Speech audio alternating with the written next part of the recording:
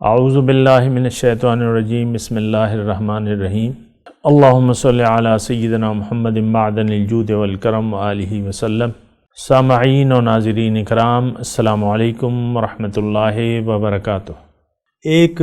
آج کا ہمارا موضوع یہ ہے کہ دنیا میں انسان کامیابی کی معراج تک کیسے پہنچ سکتا ہے۔ دیکھیں، یہ بہت آسان طریقہ ہے اور اگر کوئی اسے جاننا چاہے، ایک تو دیکھیں بنیادی طور پہ آپ کو ایک انسان جب ہوش مند ہو جاتا ہے، عاقل اور بالغ، اس کے سامنے دو راستے ہوتے ہیں عمومی طور پہ، اگرچہ ہم اس بات کو سوچتے نہیں ہیں، لیکن دو راستے ہیں اس کے سامنے، ایک ظاہر کا ہے اور ایک باطن کا ہے،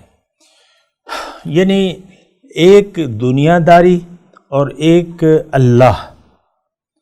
تو عام طور پہ ہم اللہ کو بلا کے عمومی طور پہ دنیا کا انتخاب کر لیتے ہیں، وہ دنیا جو کہ ہماری ضرورت ہے، لیکن ہم اس کو اپنا مقصد حیات بنا لیتے ہیں۔ کامیابی عام طور پہ اگر ہم استعمال کرتے ہیں کامیابی کا لفظ، تو وہ دنیا ہی کے لیے کامیابی، یا ایک والدین ہیں اپنے بیٹے کو دعا کرتے ہیں، کوئی ان کی خدمت کرے، یا مثال کے طور پہ 1 کلو میٹھے آم لے آئے یا ایک بیٹی لے آئے یا کوئی پیسے دے دے، تو کیا وہ کہتے ہیں بیٹے اللہ تمہیں کامیاب کرے، دعائیں دیتے ہیں نا، اور والدین اپنے بچوں کو کہ کامیابی کی دعائیں دیتے ہیں۔ اب عام طور پہ آپ مجھے بتائیں کہ جتنی دعائیں بھی والدین دیتے ہیں تو وہ دنیا ہی کی کامیابی کے لیے یہ دعائیں ہوتی ہیں تمام۔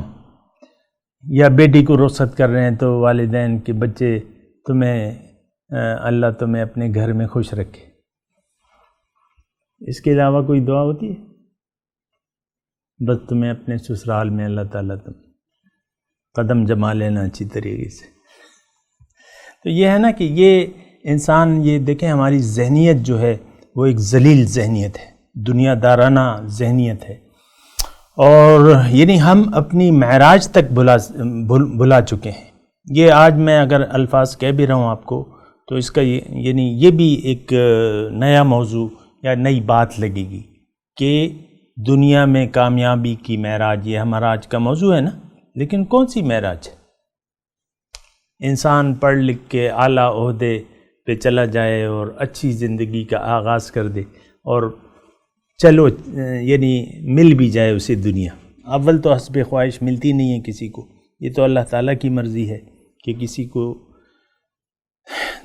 کو دے کے آزماتا ہے، کسی سے لے کے آزماتا ہے، لیکن کیا یہی کامیابی ہے؟ یہ وہ ہماری ایک ذلیل سوچ ہوتی ہے کہ دنیا کی فراوانی ہے، اور یہی ہماری اصل کامیابی ہوتی ہے، وہ شخص بڑا کامیاب ہو گیا۔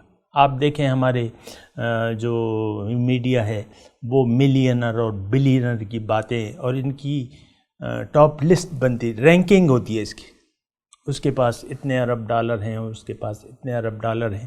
یہ آپ دیکھیں ہماری میڈیا میں یہ امیر ترین شخص ہے اور جو جتنا بھی امیر ترین ہوگا وہ غریب ترین ہوگا۔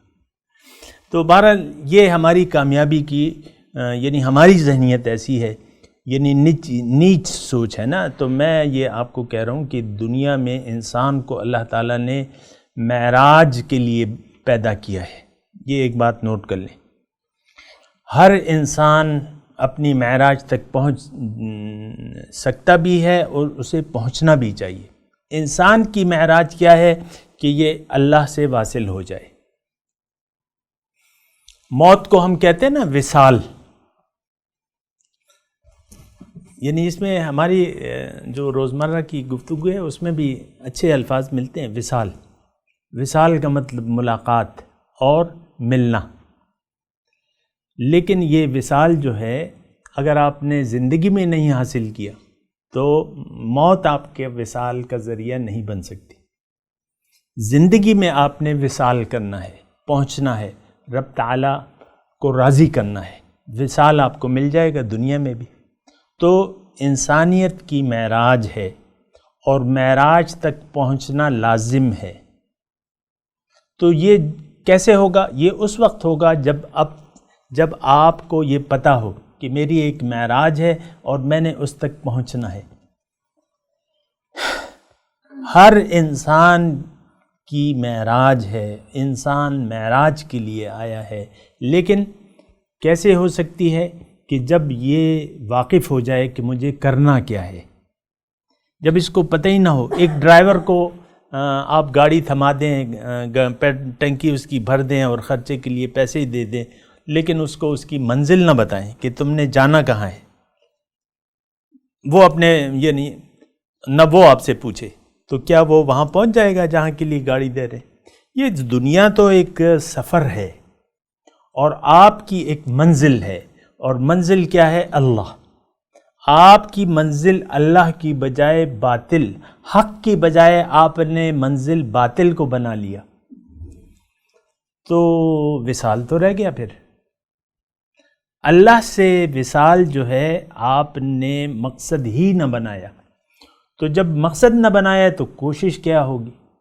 پھر تو خواہشات نفس ہیں، اور پھر آپ دیکھ لیں۔ بہرحال یہ ساری باتیں جو ہیں اگر آپ دیکھیں تو اس میں آپ نے سوچنا ہوگا۔ آپ کی اپنی ایک معراج ہے اور وہ آپ نے حاصل کرنی ہے، اس کے لیے جد و جہد کرنی ہے، اور اس کا حکم جو ہے اللہ تعالیٰ نے ہمیں دیا ہے، وَجَاهِدُوا فِي اللَّهِ حَقَّ جِهَادِهِ، اللہ کے بارے میں اتنی محنت کرو جتنا کہ اس کا حق ہے۔ اب وہ تقویٰ ہے، اب ظاہر ہے کہ اس کا جو ہے وہ طریقہ تقویٰ ہے، تو پھر تقویٰ کے بارے میں اللہ تعالیٰ فرماتا ہے اتقوا اللہ حق تقاتہ، تقویٰ اختیار کر لو جتنا کہ تقویٰ کا حق ہے۔ پھر بندگی ہے، تو اللہ تعالیٰ فرماتا ہے کہ تم میری بندگی کرو اور اس کے ساتھ کسی کو بھی شریک نہ کرو، تو پھر اس کے لیے پھر محنت کرنی ہوگی۔ بہرحال یہ ساری باتیں ہیں، دیکھیں آپ یہ نوٹ کر لیں، یعنی ایک تو یعنی ہونا یہ چاہیے کہ اصل حق کو آپ مقصد بنا لیں۔ یہ مثال اللہ تعالیٰ نے قرآن میں دی ہے کہ یعنی دنیا کی مثال اللہ تعالیٰ نے سراب کی سی دی ہے۔ سراب آپ جانتے کیا ہوتا ہے؟ سراب یعنی اگر آپ کا اتفاق ہوا ہو گرمی کے موسم میں سڑک تپ رہی ہے، دور سے آپ کو سڑک چمکتی ہوئی نظر آتی ہے، اس کو سراب کہتے ہیں۔ یا اسی طرح جو سراب جو اصلی معنی ہے وہ یہ ہے ریگستان ہے، اور ریگستان تپ رہا ہے، دور سے آپ کو پانی نظر آتا ہے۔ تو اللہ تعالیٰ نے یہ مثال دی ہے کہ ایک پیاسا ہے، ریگستان میں بھٹک گیا، پیاسا ہے، وہ جانا چاہتا ہے پانی کی طرف، حتی اذا جاءہ لم یجدہ شیئا، یہاں تک کہ وہ وہاں تک پہنچتا ہے تو وہاں کچھ بھی نہیں پاتا۔ وَوَجَدَ اللَّهَ عِنْدَهُ فَوَفَّاهُ حِسَابًا، وہاں اللہ سے کو وہ پاتا ہے تو اس کا حساب کتاب وہاں چکتا کر دیا جاتا ہے، مطلب موت آ جاتی ہے۔ تو دنیا ایک چمک دمک تو ہے، ہم اس کے پیچھے بھاگ تو رہیں، لیکن یہ ہاتھ آنے والی نہیں ہے۔ کفن میں جیب ہوتی ہے؟ نہیں ہوتی، کفن میں جیب نہیں ہوتی۔ آپ نے جو بھی کیا کرایا ہے وہ یہاں رہ جائے گا، اور پھر جو ہے اللہ ہے، اور بس۔ تو بہرحال میں آپ کو یہ کہہ رہا ہوں کہ دنیا میں کامیابی کی معراج تک پہنچنے کا ذریعہ کیا ہے؟ تو آپ نے سب سے پہلے ایک منزل کو انتخاب کرنا ہے، ظاہر یا باطن۔ ظاہر منزل ہو نہیں سکتی، ہماری منزل جو ہے وہ باطن ہے، اللہ ہے۔